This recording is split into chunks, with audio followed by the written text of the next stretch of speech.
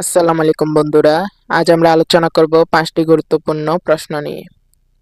5টি গুরুত্বপূর্ণ প্রশ্ন নিয়ে আজ আমরা আলোচনা করব। তো আলোচনায় যাওয়ার আগেই তোমাদের বলে রাখি, যারা এখন আমাদের চ্যানেলটিকে সাবস্ক্রাইব করনি প্লিজ সাবস্ক্রাইব করে। প্রথম প্রশ্ন, নিচের কোন উপাদান পৃথিবীতে বেশি রয়েছে? হাইড্রোজেন, অক্সিজেন নাকি কার্বন? তো উত্তরটি হবে হাইড্রোজেন।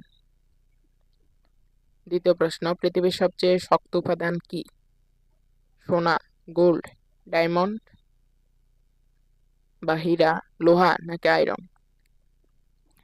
তো সঠিক উত্তর হচ্ছে ডায়মন্ড বা হীরা। আচ্ছা, শব্দ কোথায় দ্রুত পরিবাহিত হয়? পানি, বায়ু, বিদ্যুৎ? তো সঠিক উত্তর হচ্ছে পানি।